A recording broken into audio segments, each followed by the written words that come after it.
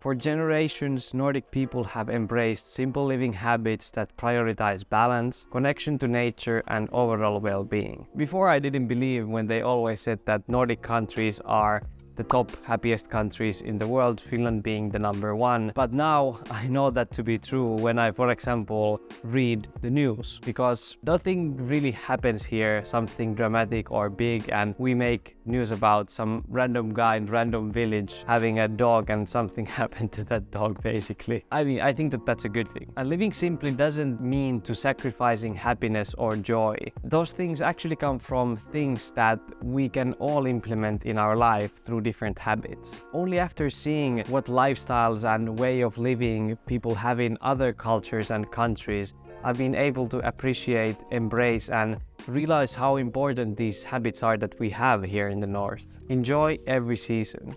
So in the winter, embrace the cold. In the spring, the sun and the birds. In the summer, the beautiful nature and the fascinating colors during autumn. Each season offers natural beauty, and it's very important that you see it and not wish that you were always living another season than where you are now. And I mean, of course, there's the exception that proves the rule, and that is November, because nobody likes it. It's dark, there's no snow, no colors, except me, because my birthday is in November, so I don't mind it at all. And here the life changes so much during the different season. For example, when it's winter, we do so many different activities than in the summer. The lifestyle is different, the mood is different, people are different. For example, I used to play ice hockey when I was a kid during the winter. So that was my life for 6 months. That sport, those people. And then during the summer, spring and autumn, I played football. So 6 months I had another kind of a group of people, another sport, other type of lifestyle. And that was so amazing because it didn't feel like every day is the same, every season is the same. I was able to fully enjoy what I was doing right now. And life feels so much easier when you focus on what you have right now rather than what you don't have. To be grateful for the things in this season of your life.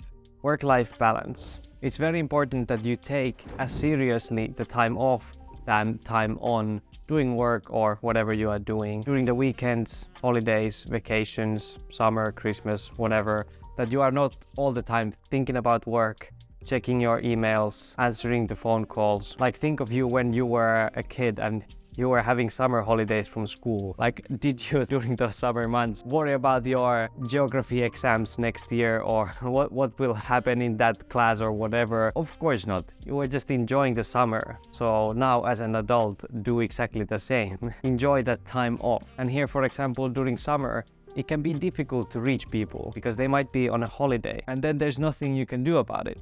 Like, things just get postponed because of the summer, and sometimes that's frustrating, but always I remember that it's for a good purpose, so that people will be happier for the 10 or 11 months of the year when they actually work, because I don't think people can be actually happy if they have no holidays, no weekend vacations or whatever. And by taking this time off, you can feel so much better when you actually work and when you are on holiday, so you can kind of enjoy both much more and actually have them as holidays and not just working a little bit less.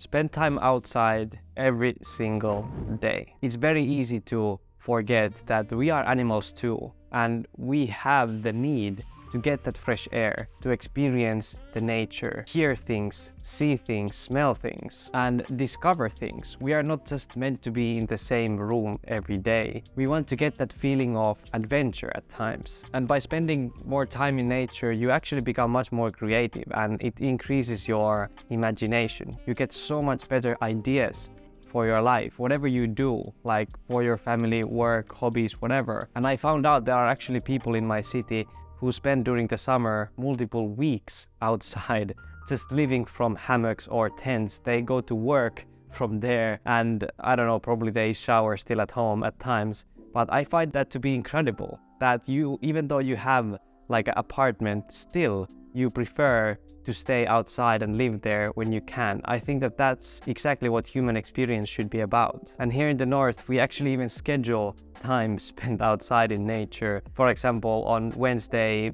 for this 2 hours, I will go for a walk in nature, or like could be like a whole summer 1 week holiday that you get a cabin and you just breathe.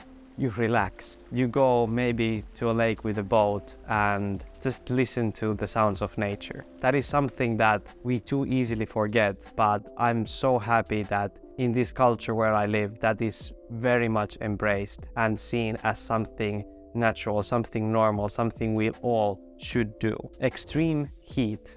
And I find this to be quite funny coming from the north where it's almost always cold, but with this I mean sauna. Maybe there's a place where you can go to have a sauna, your gym, maybe some spa every now and then. I didn't go for a long time, even though we have in our building like a common sauna for all the residents that live in this building, because I felt like, well, I don't need it, I will not bother to go. Excuses basically. But now I cannot wait every Friday to go. The stress levels that get reduced when you are there, just in the heat. Many times I even meditate there.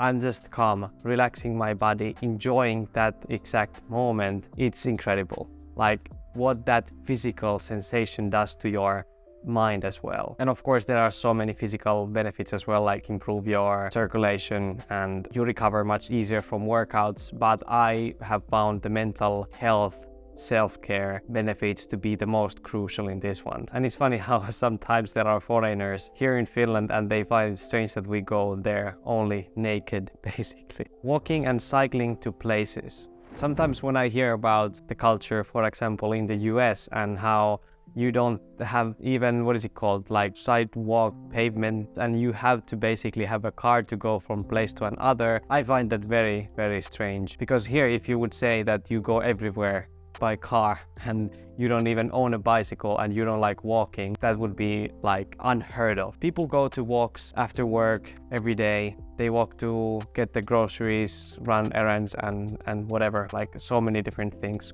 I would personally at least find it much more calming to walk somewhere than go by car and road rage in the middle because other people cannot drive. And you have time to reflect things like what has happened today, what do I want to do tomorrow, how do I feel even now in this moment, and observe other people as well and feel that sense of community. Because I don't think that we are built to go everywhere by car. I think that that's convenient, but probably in the end it's not the healthiest way always to move from a place to another. Like my bike, for example, isn't good at all. It's a very old one, very bad one. It's kind of wiggling when I drive. Not the most comfortable, to say at least, but still it's enough for me to experience all these benefits. You don't need to spend so much money to get that. I actually have made another video about some Nordic habits, and in that one I go through some embarrassing habits that are secretly wholesome. You can check it here. It's a pretty good one, I have to admit. Thank you so much for watching. Remember to stay kind and meaningful in your own beautiful journey. See you in the next one. Ciao.